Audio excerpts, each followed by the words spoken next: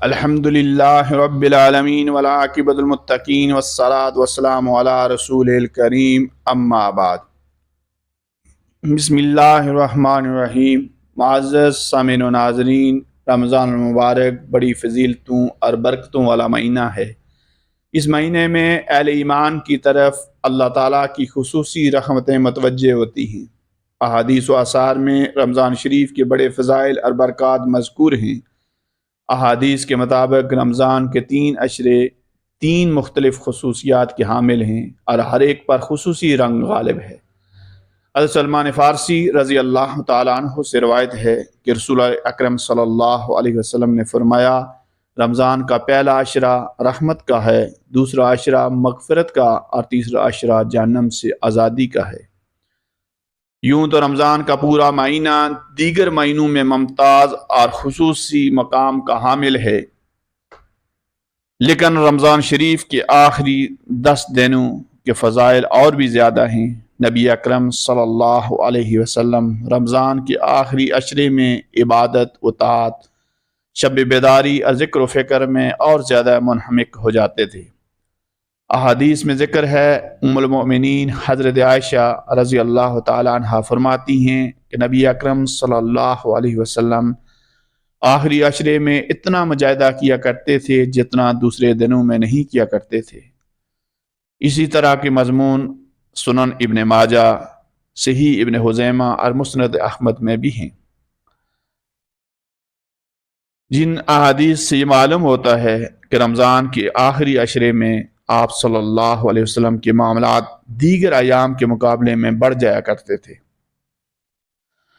آپ صلی اللہ علیہ وسلم کا مبارک معمول تھا کہ رمضان المبارک کے آخری عشرہ میں اعتکاف فرماتے تھے۔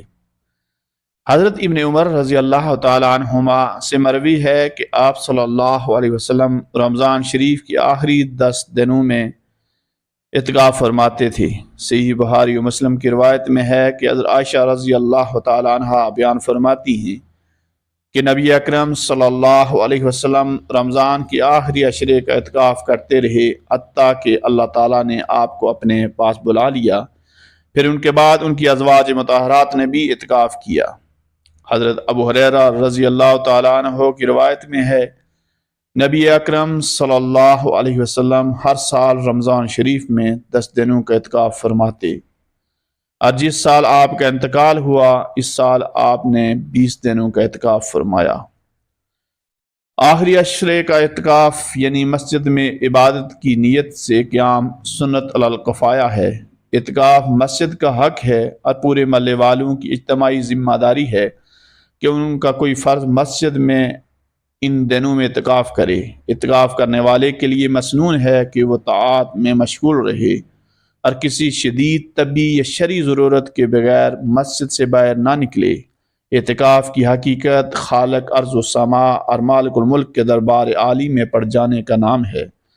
اعتکاف عاجزی اور مسکنت اور تضرع و عبادت سے اللہ تعالیٰ کی رضا خوشنودی کے حصول کا بہترین ذریعہ ہے۔ اعتکاف دراصل انسان کی اپنی عاجزی کا اظہار، اللہ کی کبریائی اور اس کے سامنے خود سپردگی کا اعلان ہے۔ احادیث سے معلوم ہوتا ہے، نبی اکرم صلی اللہ علیہ وسلم آخری عشرے کا اعتکاف خاص طور پر لیلۃ القدر کی تلاش اور اس کی برکات پانے کے لیے فرماتے تھے۔ حضرت عائشہ رضی اللہ تعالی عنہا کی روایت ہے کہ نبی اکرم صلی اللہ علیہ وسلم آخری عشرے میں اعتکاف کیا کرتے تھے اور فرماتے تھے کہ رمضان کا آخری عشرہ جو ہے اس کے 10 دنوں میں لیلۃ القدر کو تلاش کرو۔ رمضان المبارک کے آخری عشرے کی سب سے اہم فضیلت خصوصیت یہ ہے کہ اس میں ایک ایسی رات پائی جاتی ہے جو 1000 مہینوں سے بھی زیادہ افضل ہے، اور اس رات کو قرآن مجید جیسا انمول تحفہ دنیا انسانیت کو ملا۔ اللہ سبحانہ و تعالیٰ نے اس رات کی فضیلت میں پوری سورت نازل فرمائی۔ ارشاد ربانی ہے، ہم نے قرآن کریم کو شب قدر میں نازل کیا ہے، آپ کو کیا معلوم کہ شب قدر کیا ہے؟ شب قدر 1000 مہینوں سے بھی بہتر ہے۔ اس میں فرشتے اور الامین یعنی جبرائیل اپنے رب کے حکم سے ہر کام کے لیے اترتے ہیں۔ یہ رات سراسر سلامتی ہے اور فجر کے طلوع ہونے تک رہتی ہے۔ ایک دوسری آیت میں ہے اس کو مبارک رات کہا گیا۔ ارشاد ربانی ہے، قسم ہے اس کتاب کی جو حق کو واضح کرنے والی ہے، ہم نے اسے ایک مبارک رات میں نازل کیا ہے۔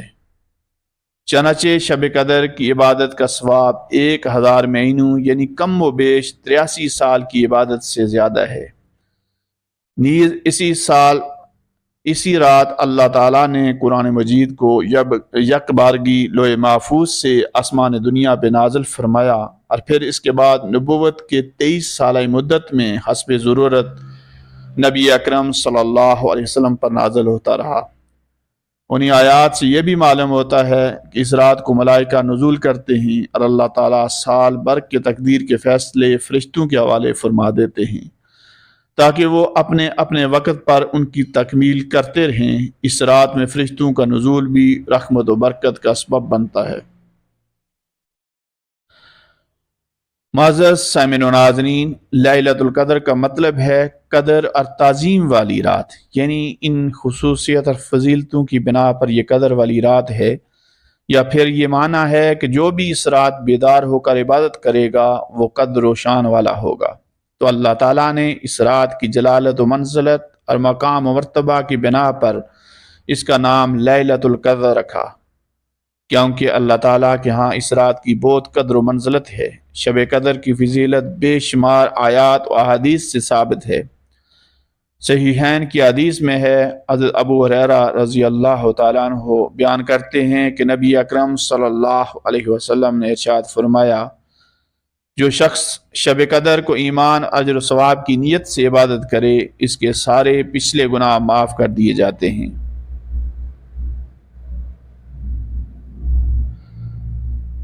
معزز سامعین اکرام، اس رات کو رمضان اور خاص کر اس کے آخری عشرے میں تلاش کرنا مستحب ہے۔ حضرت عائشہ رضی اللہ تعالیٰ عنہ کی روایت ہے کہ نبی اکرم صلی اللہ علیہ وسلم رمضان کی آخری 10 دنوں کا اعتکاف فرماتے تھے، اور فرماتے تھے کہ شب قدر کو رمضان کے آخری 10 دنوں میں تلاش کرو۔ حضرت عائشہ رضی اللہ تعالیٰ عنہ فرماتی ہیں کہ میں نے رسول اکرم صلی اللہ علیہ وسلم سے کہا، اگر مجھے شب قدر کا علم ہو جائے تو میں اس میں کیا دعا کروں؟ تو نبی اکرم صلی اللہ علیہ وسلم نے فرمایا، اللہم انک عفو کریم تحب العفو فاعف عنی، ہے اللہ تو معاف کرنے والا، کرم والا ہے اور معافی کو پسند کرتا ہے، لہذا مجھے معاف کر دے۔ حضرات محدثین علماء فرماتے ہیں شب قدر سے متعلق روایات کثرت سے مروی ہیں، اور ان کے مجموعہ سے یہ بات واضح طور پر معلوم ہوتی ہے کہ شب قدر ہر سال منتقل ہوتی رہتی ہے، اور طاق راتوں میں اس کا امکان زیادہ ہوتا ہے، جبکہ 27ویں رات میں اور زیادہ ہے۔ اللہ تعالیٰ نے اپنی بے پایاں مصلحت اور حکمت سے شب قدر کو مخفی رکھا ہے۔ اس کو مخفی رکھنے میں شاید ہماری طلب اور زیادہ ذوق جستجو کا امتحان مقصود ہے۔ اگر کوئی شخص خلوص نیت اور صدق دل سے کوشش کرے، چاہے اسے علم ہو یا نہ ہو، تو انشاءاللہ وہ محروم نہیں رہے گا۔ اہل ذوق کے یہاں تو سارا معاملہ ذوق طلب اور شوق جستجو ہی کا ہے۔ وآخر دعوانا ان الحمد للہ رب العالمین۔